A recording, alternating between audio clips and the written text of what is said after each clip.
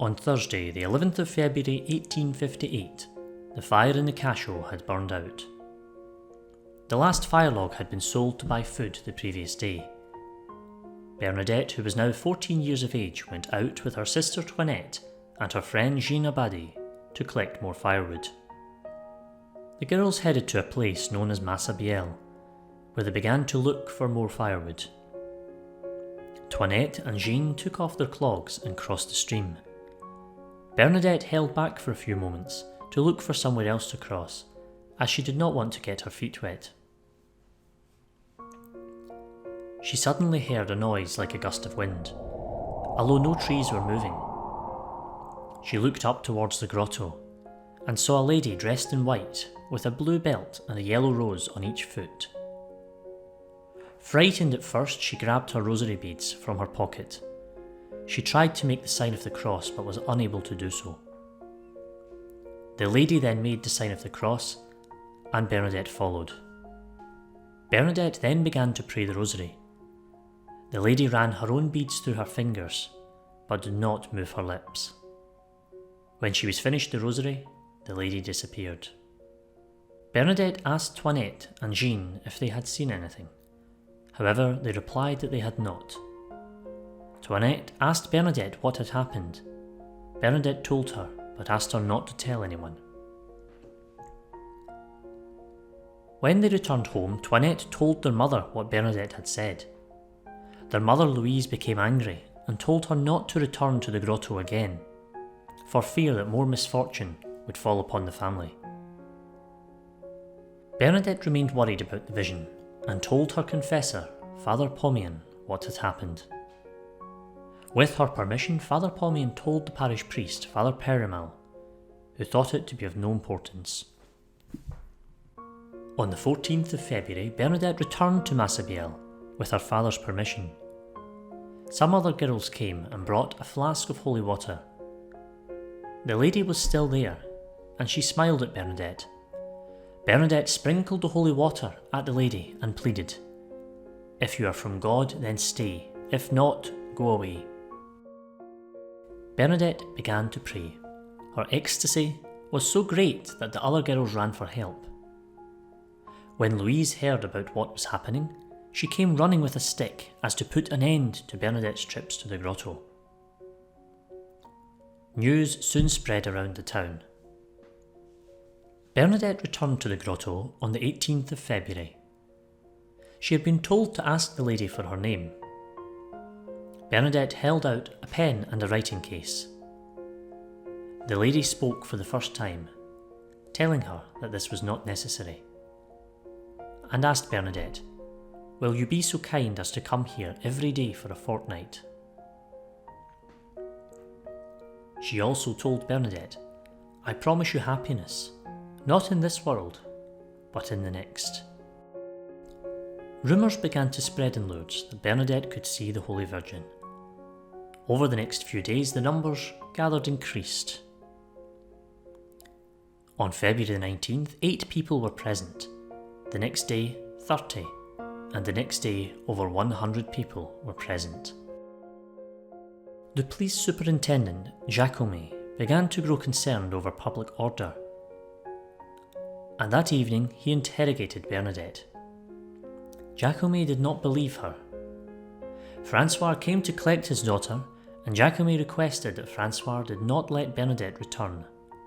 However, she told him, "But sir, I have promised to go back." On Wednesday the 24th of February, Bernadette returned to Massabielle.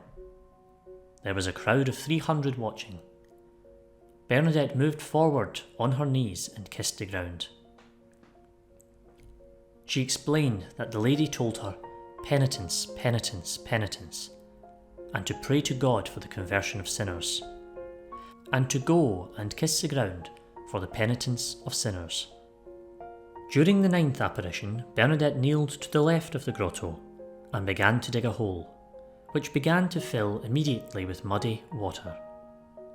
She began to drink from it and wash her face.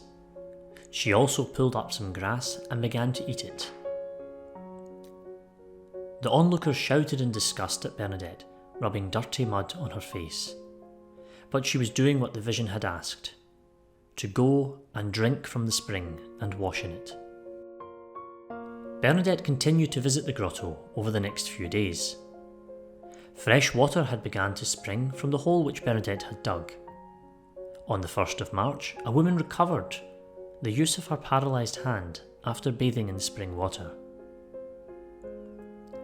After the 13th apparition, Bernadette went with her aunts to see the parish priest. She told Father Perimal that the lady had said, "Let people come here in procession, and to let a chapel be built."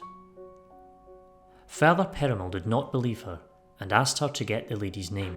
The following day, 3,000 people gathered at the grotto. Bernadette went to the priest again and told him that the lady still wants a chapel to be built here. Again, Father Perimal asked for the lady's name, and then he added, "Let the rosebush bloom at the grotto." On what was to be the last day of the apparitions, 8,000 people gathered, hoping for some sign, but there were none. This time, Bernadette's ecstasy lasted for around 3/4 of an hour, but still the lady did not speak her name. With the fortnight of visits to the grotto over, Bernadette returned to school.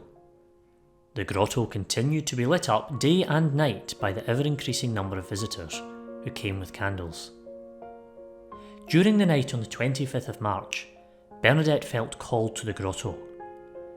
She went to the grotto at 5 in the morning and asked the lady for her name 3 times. The lady continued to smile. Bernadette asked again and was told, "I am the Immaculate Conception." Bernadette hurried to the priest, continually repeating what she had been told, as to not forget. She told Father Perimal that the lady had said, "I am the Immaculate Conception." Father Perimal was shaken by what Bernadette had said. He decided to inform the Bishop of Tarbes immediately.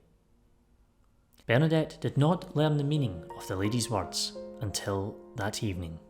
For 12 days nothing happened, and then on the 7th of April, Bernadette went to the grotto for what would be the 17th apparition. Caught up in her prayer, she didn't realise that the flame of her candle was falling upon her fingers.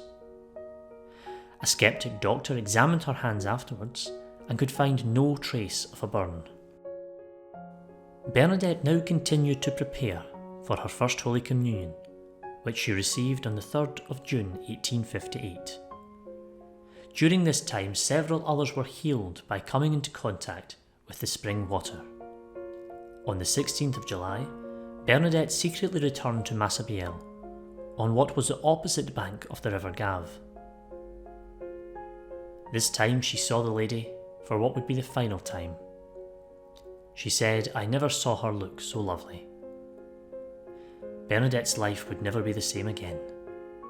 Join us next week as we find out what happened to St Bernadette after the apparitions.